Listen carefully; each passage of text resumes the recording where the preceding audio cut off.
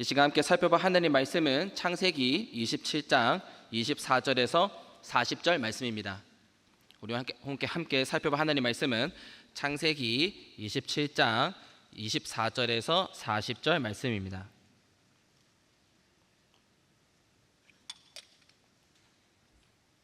우리 함께 교독하도록 하겠습니다. 제가 먼저 읽도록 하겠습니다. 이삭이 이르되 내가 참 내 아들 에서냐? 그가 대답하되 그러하니이다.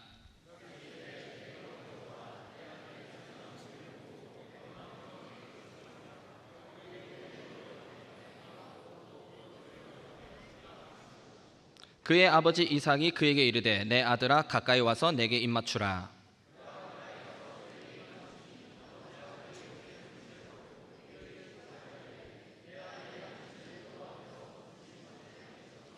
하나님은 하늘의 이슬과 땅의 기름짐이며 풍성한 곡식과 포도주를 내게 주시기를 원하노라.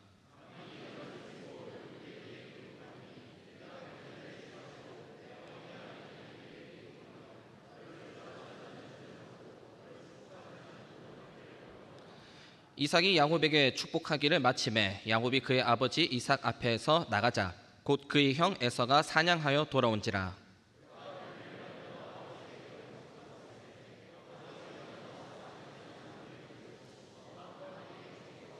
그의 아버지 이삭이 그에게 이르되 너는 누구냐? 그가 대답하되 나는 아버지의 아들 곧 아버지의 맏아들 에서로소이다.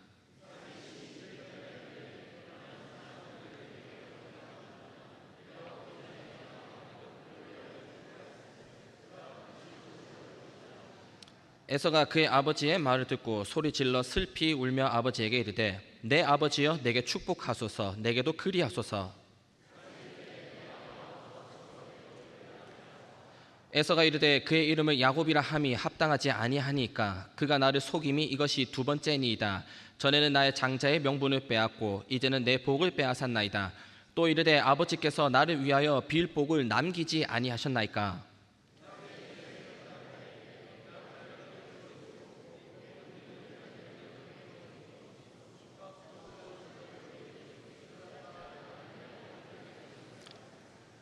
에서가 아버지에게 이르되 내 아버지여 아버지가 빌 복이 이 하나뿐이니까 내 아버지여 내게 축복하소서 내게도 그리하소서 하고 소리 높여 우니 그 아버지 이삭이 그에게 대답하여 이르되 내 주소는 땅의 기름짐에서 멀고 내리는 하늘 이슬에서 멀 것이며 너는 칼을 믿고 생활하겠고 내 아우를 섬길 것이며 내가 매임을 벗을 때에는 그 멍에를 내 목에서 떨쳐버리리라 하였더라. 아멘. 사랑하는 성도 여러분, 오늘 본문 말씀에는 야곱이 등장하는데 이 야곱은 복에 대해서 굉장한 욕심이 있었던 인물이었습니다. 그러니까 창세기에 언급되는 나이들을 계산해 보면 우리는 야곱이 어릴 때부터 할아버지 아브라함과 함께 살았다는 것을 알 수 있습니다. 아브라함이 이삭을 100살에 낳았고 이삭이 에서와 야곱을 60살에 낳았고 아브라함이 175살까지 살다가 천국에 가게 되는데 그러면 야곱은 아브라함과 총 몇 년 동안 살았던 게 되는 걸까요? 몇 년이라고 한 것 같은데요? 무려 15살까지 야곱은 이 아브라함과 자기가 15살이 될 때까지 함께 살았다는 것을 알 수 있는 겁니다. 자, 그러면 여러분 아브라함은 손자들을 불러서 어떤 이야기를 해줬을까요? 아브라함은 당연히 손자들에게 하나님의 말씀을 들려줬을 겁니다. 하나님께서 아브라함에게 나타나셔서 내가 너에게 복을 주고 너를 통해서 큰 민족을 이루겠다고 약속하셨던 이야기도 해줬을 테고 하나님께서 가나안 땅에서 어떻게 함께 하셨고 아브라함이 이삭을 제물로 바치려고 했을 때 하나님께서 어떻게 막으셨고 또 어떤 복을 약속하셨는지에 대해서도 모두 이야기해 줬을 겁니다. 그리고 야곱은 이러한 하나님의 말씀을 들으면서 내가 비록 장자는 아니지만 저 복을 내가 받고 싶다 하는 욕심을 가지게 되고 이 복을 받고 싶은 야곱의 욕심은 실제 행동으로도 나타나는데 그 대표적인 사건이 바로 오늘 읽었던 팥죽 사건인 거예요. 그러니까 창세기 25장에 보면 에서가 사냥을 갔다가 집에 왔는데 야곱이 정말 맛있는 팥죽을 끓이고 있는 겁니다. 냄새만 맡아도 너무너무 배가 고파지고 너무너무 맛있는 냄새가 나는 그런 팥죽을 끓이고 있는 거예요. 그래서 에서가 팥죽을 좀 달라고 하는데 창세기 25장 31절에 보면 야곱이 말하기를 형의 장자의 명분을 오늘 내게 팔라라고 말하는 거예요. 그리고 에서가 정확하게 알겠다, 나의 장자의 명분을 너한테 줄게 라고는 안 하고, 이 장자의 명분이 나한테 뭐가 그렇게 중요하겠냐 하면서 대충 애매하게 말을 하는데 33절 말씀에 보면 야곱이 에서에게 오늘 내게 장자의 명분을 넘긴다고 맹세하라 라고 분명하게 요구하는 겁니다. 그리고 에서가 확실하게 맹세하는 것을 듣고 나서 이 팥죽을 주는 거예요. 그러니까 야곱의 머릿속에는 어떻게 해서든지 내가 장자가 돼서 하나님께서 아브라함에게 약속하셨던 그 복을 내가 이어받아야겠다 하는 생각으로, 욕심으로 가득한 겁니다.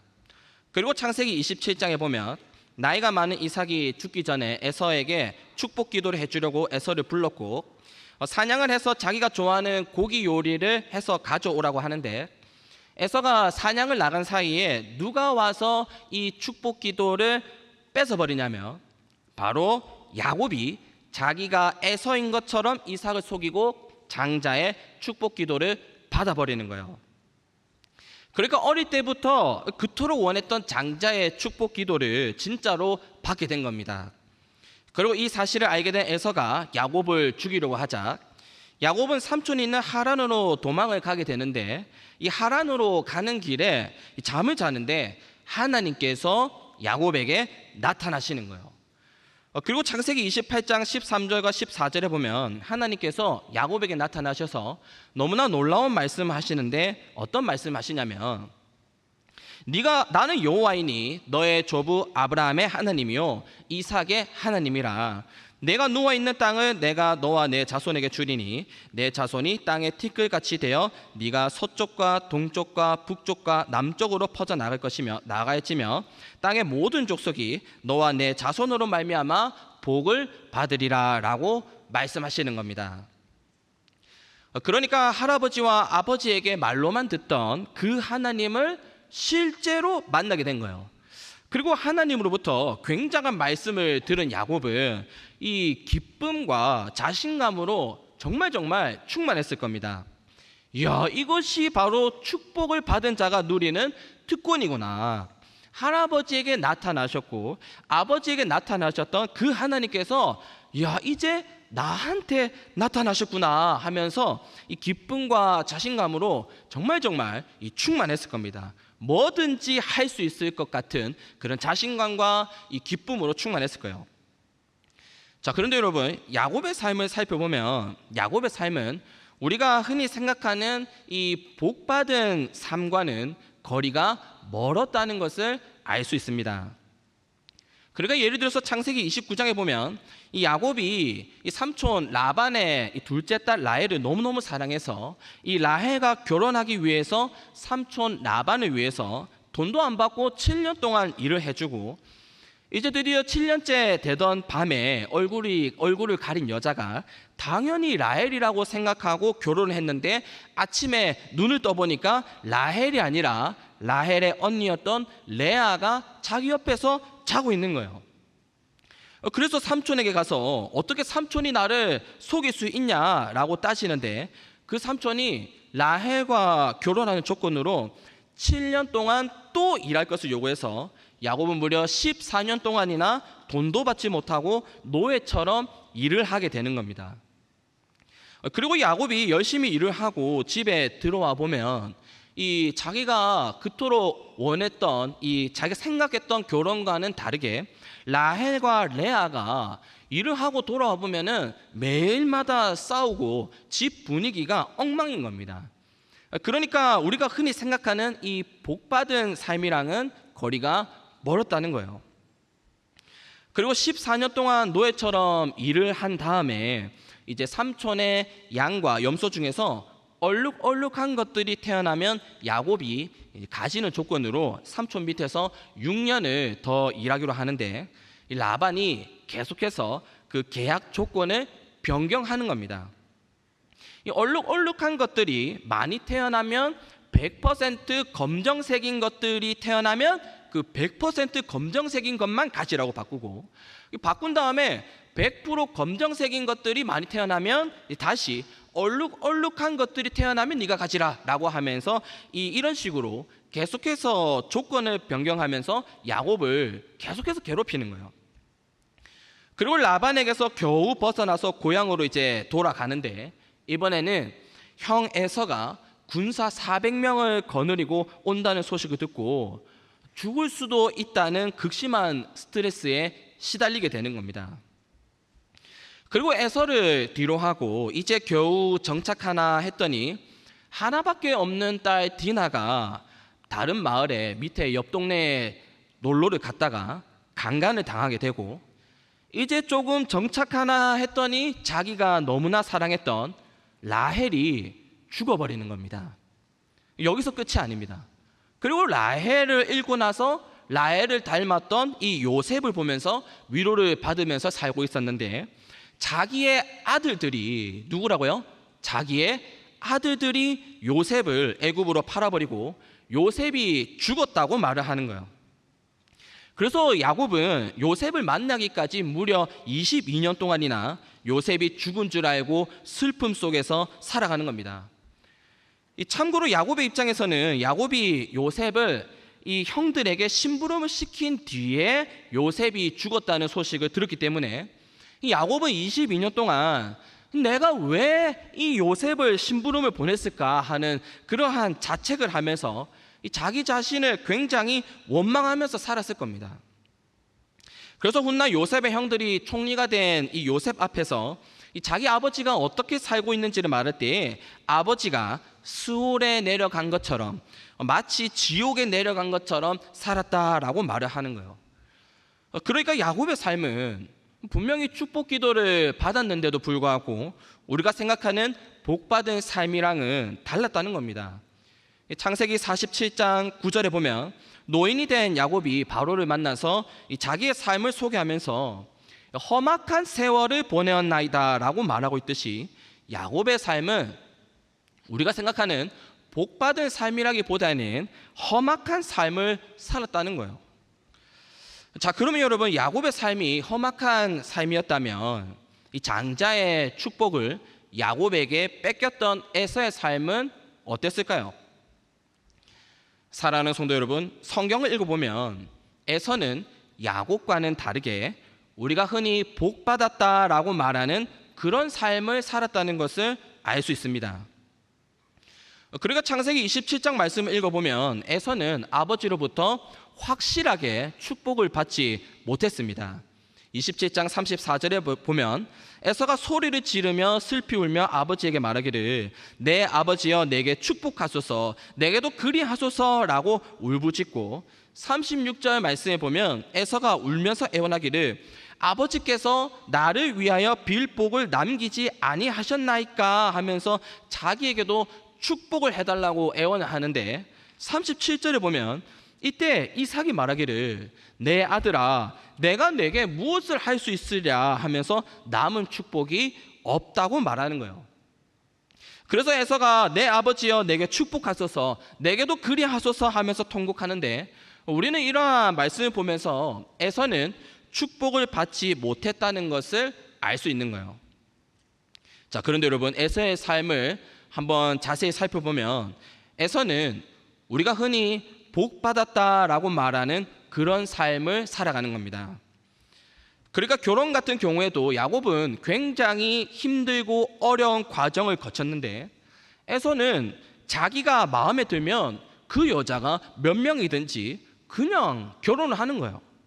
처음에는 유딜이라는 여자와 바스맛이라는 여자를 동시에 아내로 맞이하고, 시간이 지난 다음에는 마할랏이라는 여자와 또 결혼을 하는 겁니다. 그리고 에서는 굉장한 부자가 되는 겁니다. 개인적으로 움직일 수 있는 군사가 400명이나 되니까 그 밑에 딸린 식솔들도 어마어마했을 테고, 그들을 먹이고 통솔하는 것을 보면 에서는 그 당시에 굉장한 부자였다는 것을 알 수 있는 거예요. 그리고 그렇기 때문에 창세기 33장 9절을 보면 야곱이 이제 형 에서를 만나기에 앞서서 이 양과 소와 염소를 선물로 주는데, 그때 그 동물들을, 가축들을 보면서 에서가 말하기를 내 동생아, 내게 있는 것이 족하니 내 소유는 내게 두라 라고 말하면서 이 선물을 거절하는 겁니다. 그리고 에서는 나중에 에돔이라는 거대하고 강력한 나라를 세우는 거예요.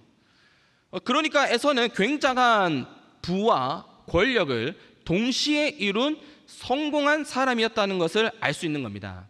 우리가 흔히 복 받았다라고 말하는 것들을 누리면서, 마음껏 누리면서 살았던 그런 사람이라는 거예요.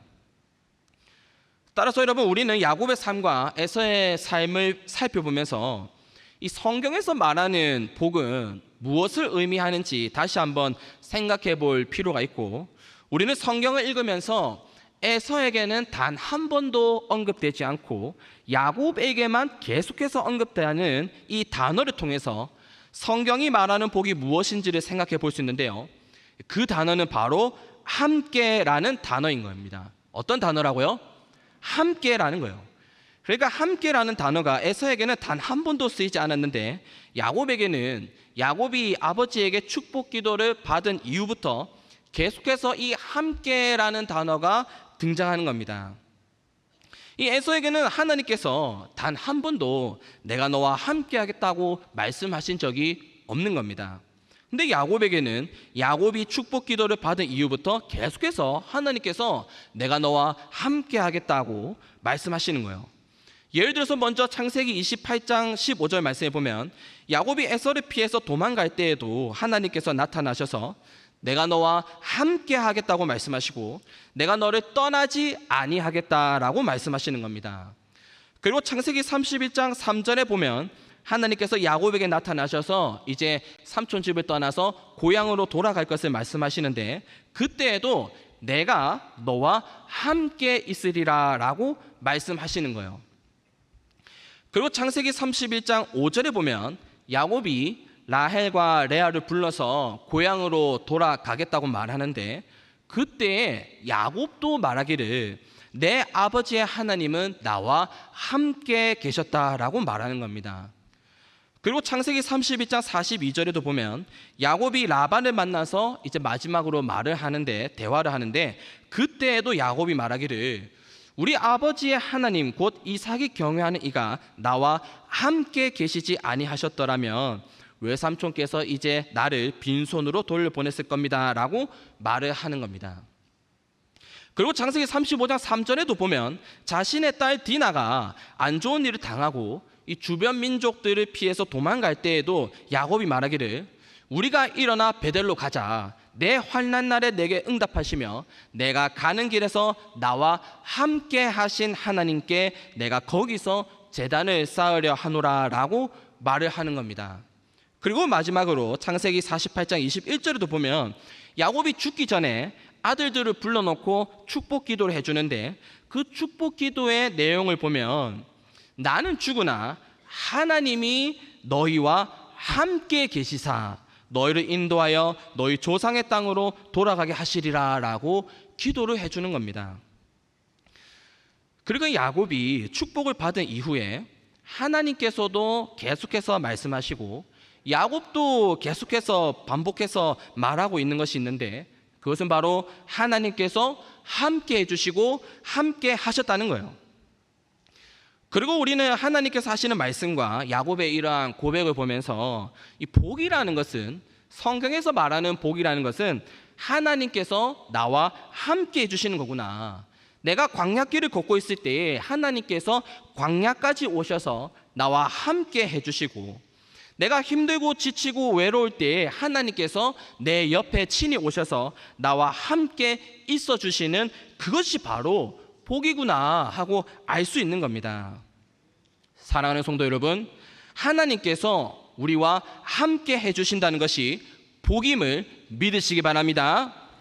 이 세상을 창조하시고 온 우주의 주인 되시는 하나님께서 나와, 정말 연약하고 자격 없는 나와 함께 해주신다는 것이 복이라는 거예요.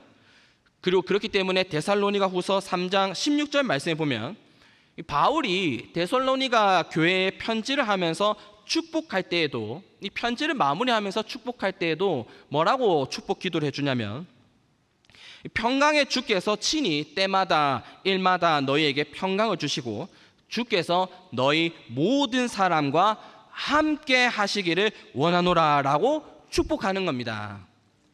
사랑하는 성도 여러분, 이 복이라는 것은 사람들마다 그 기준이 다를 수 있습니다. 예를 들어서 이 족발을 좋아하는 사람에게 족발을 사주는 것은 그 사람에게 복이겠죠. 족발을 좋아하는데 누가 족발을 사주면 그것은 복인 겁니다. 그런데 족발을 못 먹는 사람이 있는데 누군가가 족발을 선물해 준다면 이 족발을 못 먹는 사람 입장에서는 그 족발이 복입니까? 복이 아닙니까? 복이 아닌 거예요. 줘도 못 먹는 겁니다. 그리고 직장인들의 경우에는 좀 여유를 가지고 일을 좀 안 하면서 이 좀 쉬는 것이 복일 수 있겠지만, 어르신들의 경우에는 어딘가에 가서 어딘가에 출근을 해서 적당한 수입을 얻는 것이 복일 수 있는 겁니다. 이처럼 여러분, 복이라는 것은 사람들마다 개개인마다 그 기준이 다를 수 있는 거예요.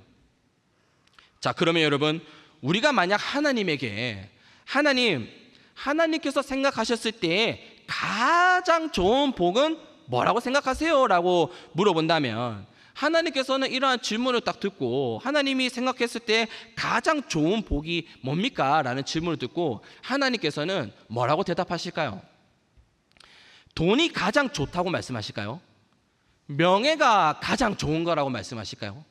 좋은 대학에 들어가고 좋은 직장에 들어가고 의사가 되는 게 가장 좋은 복이라고 말씀하실까요? 사랑하는 성도 여러분, 하나님께서는 하나님 자기 자신이 가장 좋은 복이라고 말씀하실 거예요. 온 우주의 창조주이시고 만왕의 왕이신 하나님께서 함께 있어주고 함께 해주는 것이야말로 가장 좋은 최고의 복이라고 말씀하실 겁니다. 그리고 그런 의미에서 하나님께서는 이미 우리에게 하나님께서 주실 수 있는 최고의 복을 주신 거예요. 혹시 그 복이 누군지 아십니까? 바로 예수님인 거예요. 마태복음 1장 23절에 보면 보라, 처녀가 잉태하여 아들을 낳을 것이요 그의 이름을 임마누엘이라 하리라 하셨으니 이를 번역한 즉 하나님이 우리와 함께 계시다 함이라 라고 말씀하셨듯이, 하나님께서는 죄인인 우리와 함께하기 위해서 자기 자신 예수님을 보내주셨고, 예수님을 믿는 자마다 영원한 생명을 얻게 하셨고 하나님의 자녀가 되게 하셨고 하나님과 함께 하도록 하셨는데, 이것이야말로 하나님께서 우리에게 주실 수 있는 최고의 복이라는 겁니다. 따라서 여러분, 예수님을 믿는 사람들, 그리고 앞으로 예수님을 믿게 될 사람들은 복받은 사람임을 믿으시기 바랍니다. 우리 다 함께 큰 목소리로 선포하도록 합시다. 나는 복받은 사람이다. 내가 복을 받았다고 생각하는 것만큼 크게 해봅시다. 나는 복받은 사람이다. 사랑하는 성도 여러분, 예수님을 믿고 하나님과 함께하고 있는 우리들은 복받은 사람이라는 것을 믿으시기 바랍니다. 따라서 여러분, 우리 앞에 그 어떤 두려움과 염려거리가 있다 할지라도 하나님께서 나와 함께 하신다는 사실을 기억하고 하나님과 함께 믿음으로 한 걸음 한 걸음 전진하는 우리 모두가 되기를 주님의 이름으로 축원합니다.